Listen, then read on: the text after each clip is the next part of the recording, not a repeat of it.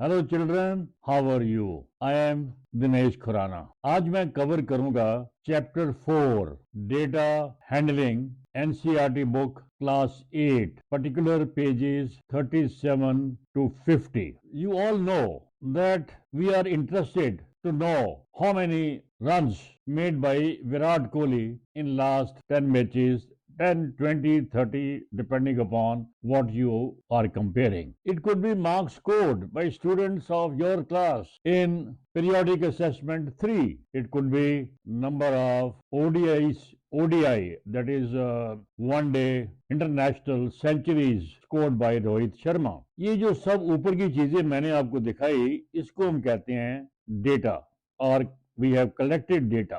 Data को अच्छी तरह और आसानी से समझने के लिए graphs are used. One graph we call it a bar graph, जिसमें देखो कि हमने दिखा रखा है number of years 2003, 2004, 2004-5, 2005-6 and so on. Height of the bars give us the quantity for each category. The bars are of equal width with equal gaps in between. कभी कभी 2 consecutive years के डेटा को compare करने के लिए double bar graph भी बनाते हैं। ये जो मैं आपको दिखा रहा हूं डबल बार ग्राफ, जिसमें कंपेयर किया गया है कि marks obtain in a class of students in various subjects. Maths में 2005-6 में कितने मार्क्स थे और 2006-7 में कितने आए। इसी तरह साइंस, इंग्लिश एंड हिंदी। इससे हमें पता लगता है कि क्लास की इंप्रूवमेंट हुई है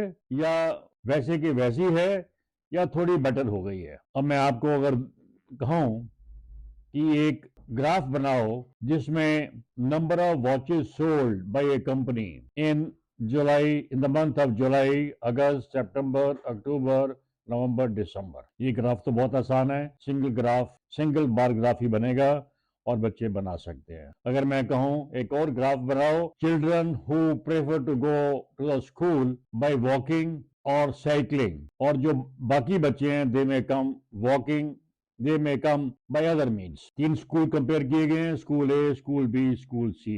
इसका भी आप ग्राफ आई एम श्योर सब बच्चे बना सकते हैं। अब मैं आप इंट्रोड्यूस करता हूं सर्कल ग्राफ्स।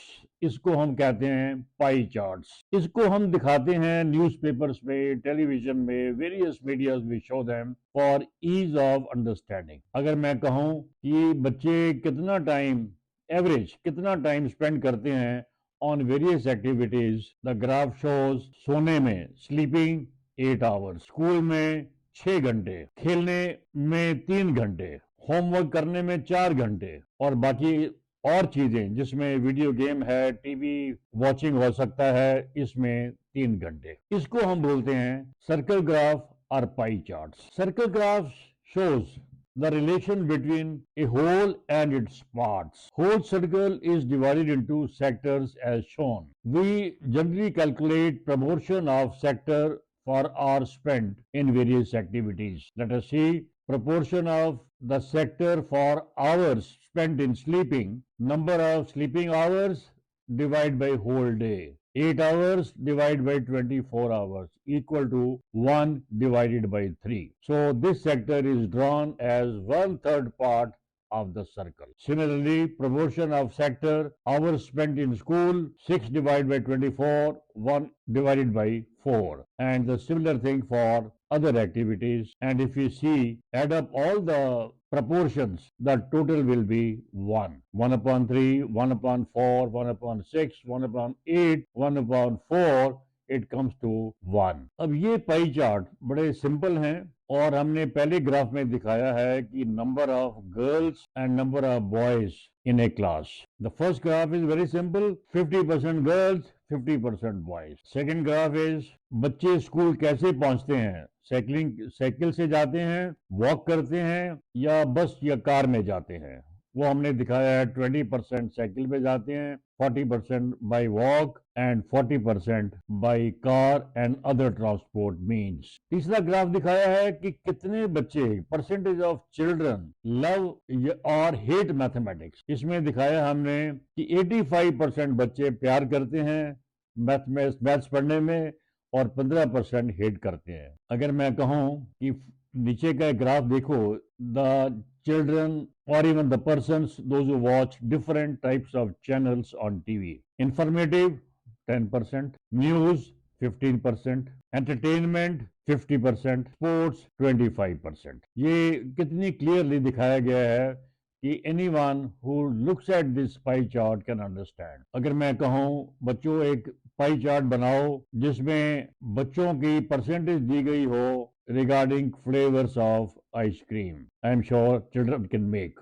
अगर हम पहले ग्राफ में जाएं और उसमें अगर हम दिखाएं कि एक हाउस होल्ड में कितने पैसे एक फैमिली खर्च करती है, एवरेज दिखाया है कि हाउस रेंट पे 10%, education for children 15%, food items 25%, clothing 10%, family saving 15%, others 20%। इस पाई चार्ट से अगर जो नहीं भी जानता पाई चार्ट के बारे में वो भी समझ लेता है कि breakup of expenditure for a particular house hold, how it is divided. अब यहाँ से क्वेश्चन हो सकते हैं कि किस चीज के ऊपर एक्सपेंडिचर मैक्सिमम होता है, वो आप ग्राफ देख के बता सकते हैं। अगर मैं कहूं कि monthly saving of a family is ₹3,000 per month, what is a monthly expenditure on clothes, तो आप उसकी परसेंटेज कैलकुलेट कर सकते हैं। अगर देखें ग्राफ में, expenditure is maximum on food articles. Expenditure on education of children is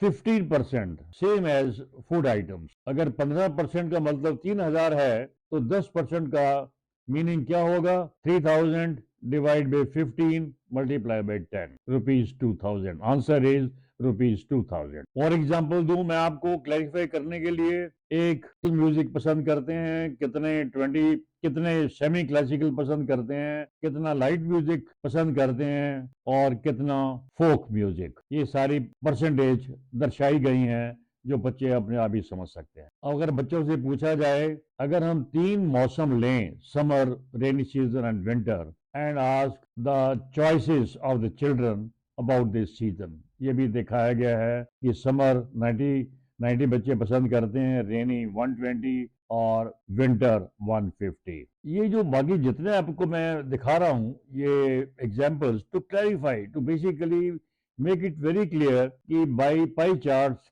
क्या क्या दर्शा सकता है और कैसे इसको बनाया जाता है। The last question in this category, number of students in A hostel speaking different languages shown below, इसका एक पाई चार्ट बनाइए। अब मैं आपको द लास्ट पार्ट बताता हूं, चांसेस एंड प्रोबेबिलिटी। चांसेस तो हम जानते हैं कि अगर मैं कॉइन टॉस करूं या 2 टीम्स में अगर कॉइन टॉस होता है तो what are the chances to get a head और टेल, आप कहेंगे 50-50। इसको हम प्रोबेबिलिटी कह देते हैं इन टर्म्स ऑफ मैथमेटिक्स। और एक्सपेरिमेंट का आउटकम आप कंट्रोल नहीं कर सकते। अगर आप 2 captain of the team toss कर रहे हैं तो उसमें क्या उसका आउटकम होगा, इसको हम प्रेडिक्ट नहीं कर सकते।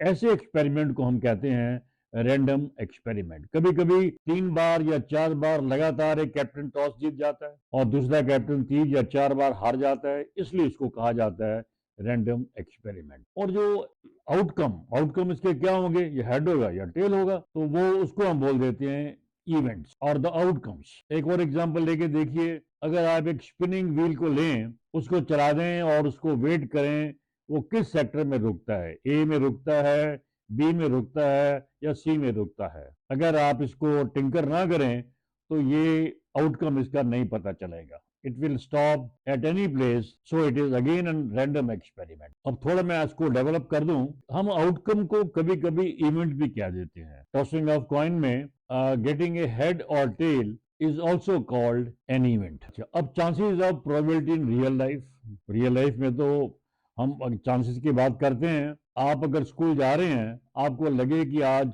क्लाउडी है और रेनी सीजन चल रहा है, तो chances of rain or more. If it is some other season and it is not cloudy, you may not carry the umbrella at all because there is no chance of rain. तो अब हम बताएं, अब हम थोड़ा सा इसको summarise करें कि हमने क्या डिस्कस किया। What we have discussed. To draw meaningful references from any data, we must first organize systematically the data. It could be circle graph, pie chart, bar graph or anything. फिर हमने आपको दिखाया है probability of an event.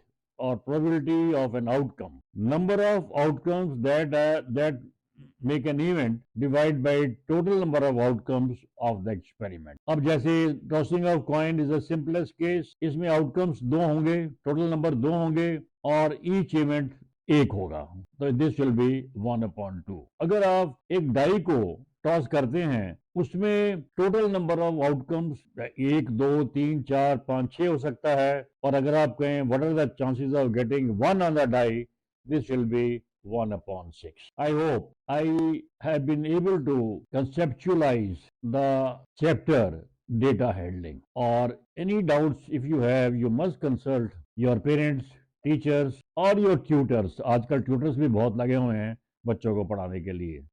With this I thank all the listeners and wish U a good reading habits. Thank you.